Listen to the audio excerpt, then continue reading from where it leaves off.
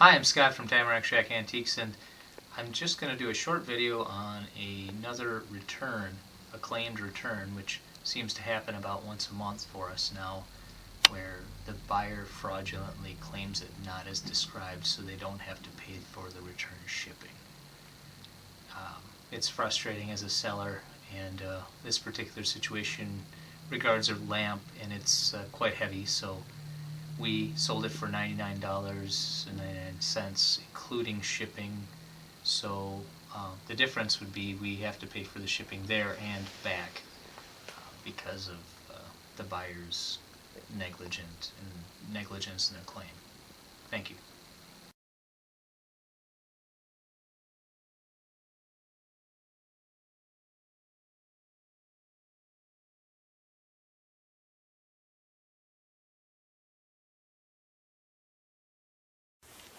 Just got this return. Go ahead, Bill, open it up and see it.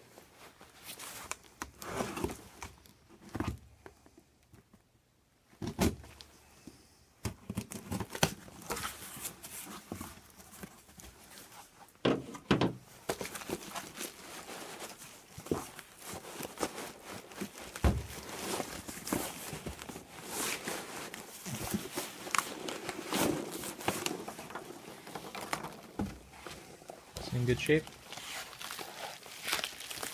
That was the one I thought it was.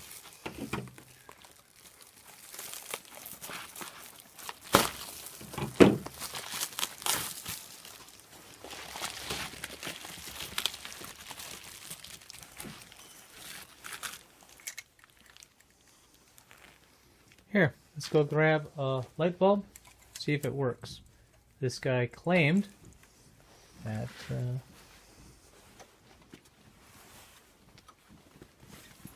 it didn't work. I guess we'll see.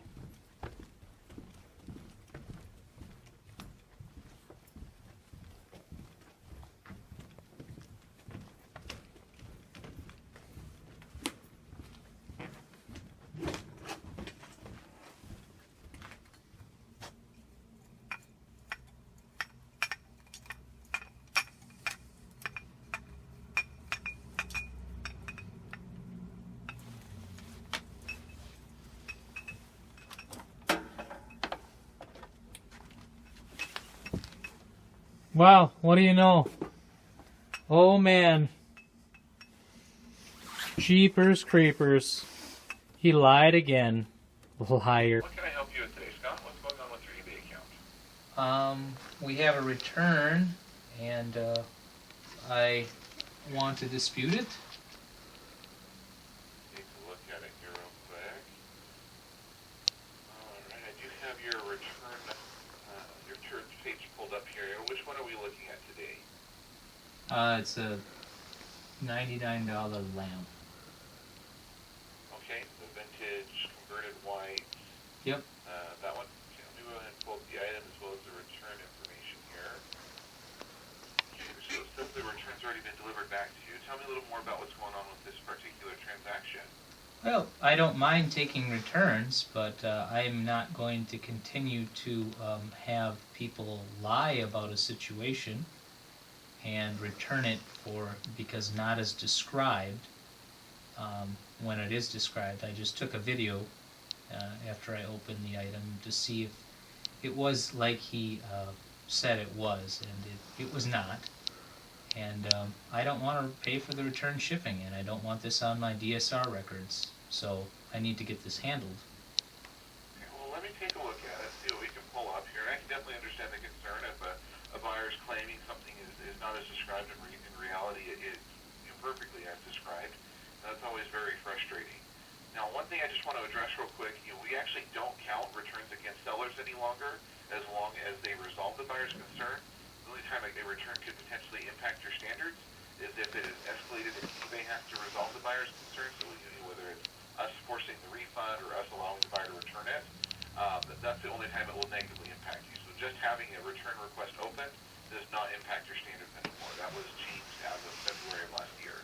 Well, it's still the $20 return shipping is not something that I want to continue to do, and it's gotten pretty lax over the last year, with your company as far as what people consider not as described. They use that because they know that they can get the return shipping paid for, and I'm tired of it.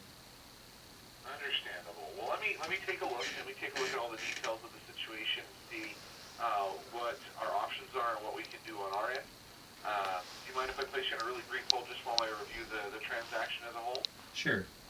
All right, I'll be right back. Give me just a moment, Scott. We'll see. This is great music, huh? Thank you for holding. We'll be back to your call. Blah blah blah blah blah blah blah blah blah. This to give you nice music to wait to. I mean, this one we're gonna have to pay for the return shipping, right? Mm-hmm. What do you think that was to ship it? I don't remember off the top of my head. I don't even think I did that one. Where'd it come from? How do you screenshot on Google Chrome? Do you remember it all? There's a screenshot button on your computer. Just print screen or? Yeah. And then you paste it into like Paint or. Thank you so much for holding. I do appreciate your patience here with me. So I was just looking through over all the messages and everything else that kind of happened with this, just to see if I could find or see what our options are here with this. And the hard part with a situation like this is eBay's never had possession of the product. We don't have a way to know what was sent, what was received back, the condition of it, or anything in that regard.